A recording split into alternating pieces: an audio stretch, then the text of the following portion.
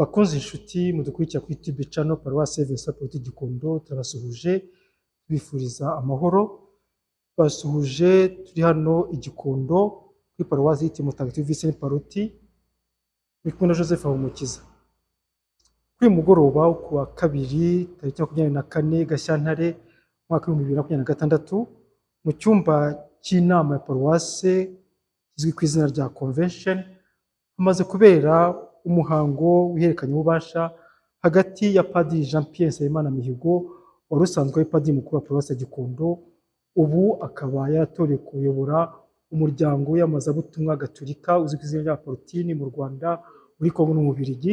Akaba rero yakoze uwo muhango w'ihererekanya ububasha w'ihererekanyabutumwa na mugenzi we Padiri Dominique Tumayini Ngendahayo wari usanzwe ari Padiri mukuru wa Paruwasi ya Ruhango. N'umuhango rero wayobowe n'intumwa y'umwepiskopi Padiri Adolphe Rukundo Jean Pierre, économie diocésain adjoint, kandi akaba yari kumwe n'abandi basaserdoti ndetse n'abarayiki bahagarariye abakristu mu nama nkuru ya Paruwasi.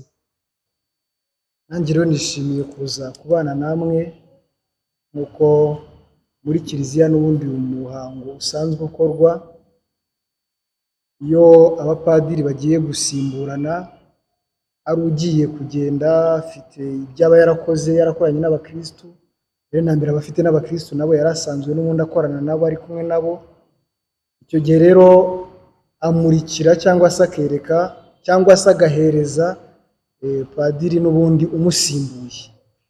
Ni umuco rero umaze kumenyerwa muri kiliziya kugira ngo bakomeze kubaho wa muco wo gufatanya mu butumwa bwa kiliziya dukora, tuzirikana yuko ari abakristu, intama z'Imana, ubushyo bw'Imana, ndetse ari n'umutungo wa kiliziya. Byose tubisanga aho biri kandi tukabisiga aho biri. Ari abantu tubasanga aho bari kandi tukahabasiga, hakaza n'abandi bagakomezanya nabo ubutumwa. Inyandiko rero y'ihererekanyabubasha ihererekanyabutumwa yagejejweho ikaba ari ku bice bitandukanye bigaragaza ubuzima bwa Paruwasi ya Gikondo mu bice bitandukanye, aho mu cyiciro cya mbere bagaragazaga inyandiko igaragaza amateka n'amavu n'amavuko ya Paruwasi ya Gikondo. Ubundi buzima bukaba bwagaragaje imiterere ya Paruwasi, inzego za Paruwasi, imishinga irimo, ibijyanye n'umutungo, ku buryo muri rusange iyo nyandiko igaragaza ishusho rusange ya Paruwasi Padiri Dominique Tumayini agiye kuyobora. Amateka ya Paruwasi ya Gikondo. Paruwasi ya Gikondo yashinzwe mu mwaka w'1977, ikaba imaze imyaka 49 ishinzwe. Vuga ku mwaka utaha tuzaba dufite imyaka 50 tuziziza yubile. Mu byo padiri ugiye kuza azakora mu kwitangira kwitegura yubile ya Paruwasi, tuzasoza ya diocese twinjiye mu ya Paruwasi. Kugeza uyu munsi maze kuyoborwa n'abapadiri bakuru 14.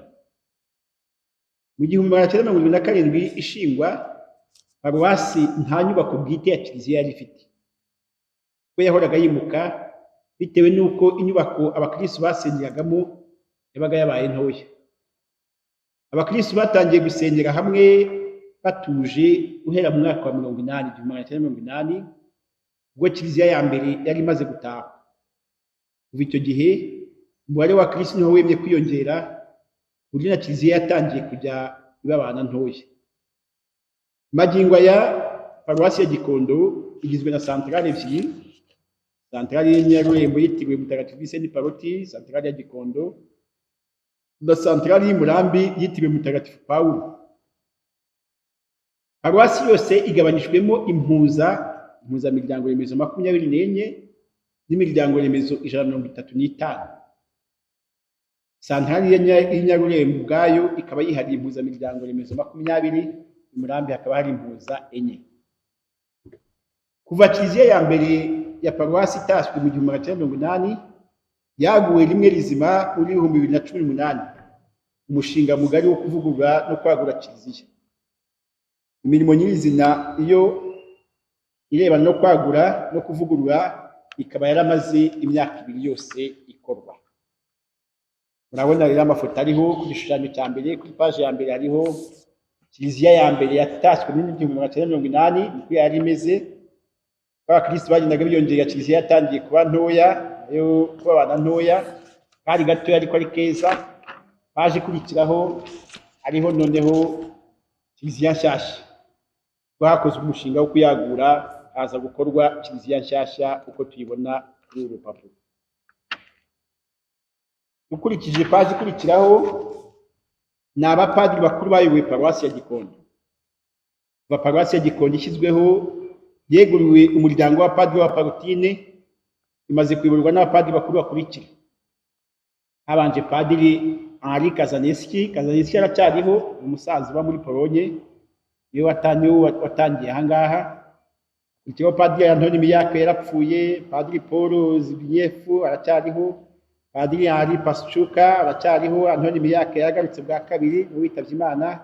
Haza Padiri Gasore Janvier, Padiri Antoni Barigora, Padiri Rwasa Crisante nawe witavye Imana, Imana imwakire.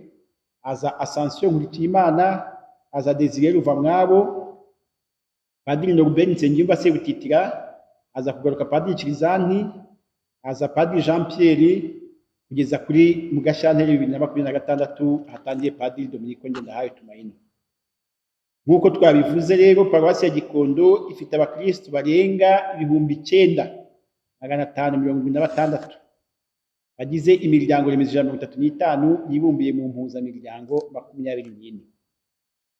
Intumwa y'umwepiskopi akaba yashimiye muri rusange ibikubiye mu nyandiko yerekanye ububasha bagejejweho, ndetse abajya n'inama ku bibazo bimwe byagiye bigaragazwa kugira ngo padiri mukuru mushya winjiye mu nshingano azashobore afatanyije n'inama nkuru ya paruwase kuzabonera ibisubizo bihamye ibibazo byagiye bigaragazwa muri iyi nyandiko y'iherekanyabutumwa bamaze gusinya. Nyuma rero ku kwemeranya no kungurana ibitekerezo ku bikubiye mu nyandiko, abitabiriye umuhango wose, padiri mukuru, abapadiri mukuru, padiri mukuru ucyuye igihe Padiri Jean Pierre Nsabimana Mihigo, padiri mugenzi we Padiri Dominico Ngendahayo Tumaini, bakaba bashyize umukono ku nyandiko, ndetse n'abahagarariye inzego zaje guhagararira uyu muhango, barimo abarayiki bahagarariye abakristo muri buri ya paruwase, abapadiri bahagarariye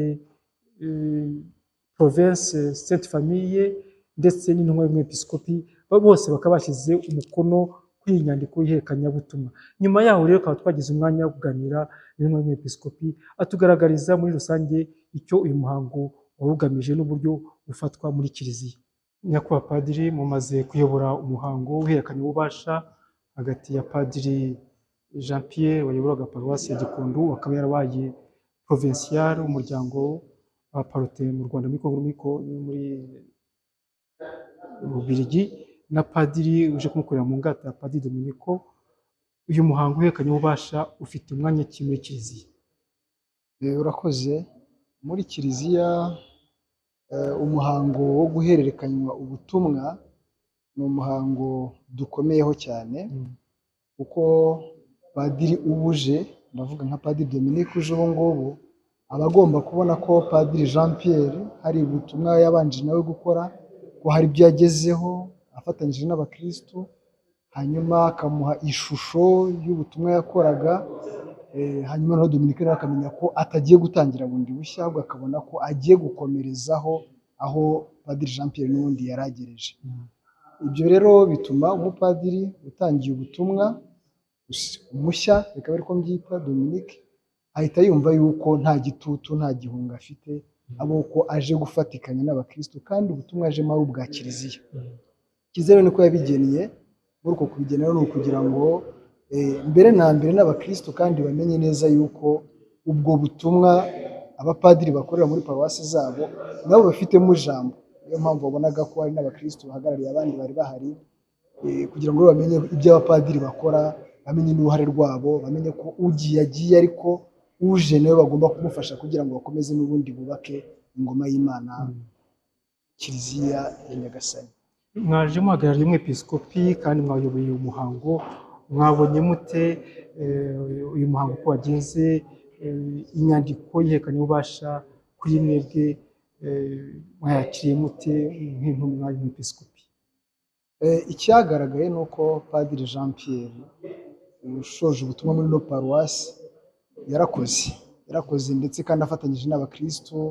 Ikintu cyari gishimishije cyane ni uko abakristo nabo bagendaga bamwunganira bakagira ibyo bibukiranya kandi no mu nyandiko birimo. Izo komantere zagendaga rero zikorwa hagati y'urimo kuvuga ibyakozwe asoma ibyari mu gitabo mu nyandiko, ariko n'iyo intervention y'umukristo akamwibutsa n'ibindi. Wabonaga ko hari harimo imikoranire myiza ndetse n'inyandiko yateguriwe hamwe, ntabwo ari inyandiko padiri ubwe yihimbiye. Inyandiko rero yateguwe n'abakristo ku buryo umuntu avuze yuko ibikorwa byakozwe n'ibyo Padiri Jean Pierre ahereje Dominique biri mu nyandiko byose, kuko n'abakristo bahamanya na Padiri Jean Pierre. Ni inyandiko rero iteguye neza kuko detaye zose zirimo, ibyo yakoze, ibibazo birimo, imishinga bateganyaga gukora n'ibindi byose ntacyo atamusigiye. Kandi ikindi kirimo cyiza ni uko yamuhaye na kontakite z'abantu yakoranaga nabo kugeza mu miryango, muri mpuzamiryango remezo. Icyo rero ni cyiza ko Dominique atabona bagiye gukorana nabo n'amakontakite yabo, ugasanga biroroshye.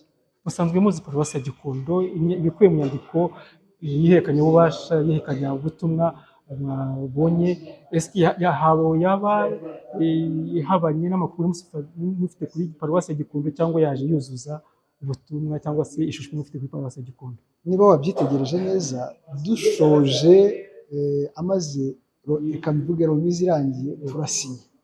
Burya rero umuntu asinyira ibintu avuga ngo ndahamanya n'umutima wanjye ko ibivuzwe koko nanjye bijyanye n'ukuri nari nsanzwe mfite. Ibyo rero nicyo gisubizo naguha.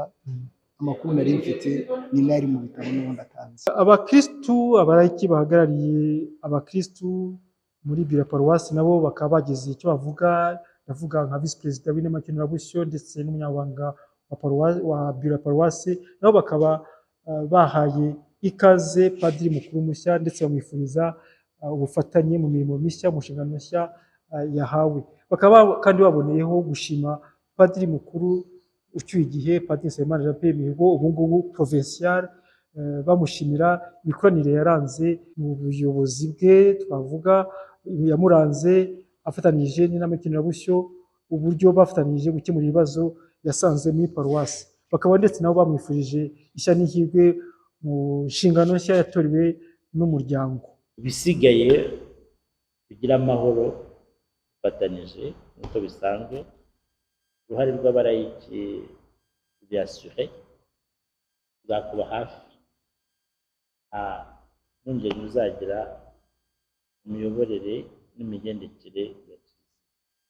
Tubifurije rero ubutumwa bwiza izina rya bagenzi banjye, ariko avugiye exhaustivement bashobora kugira icyo bongeraho.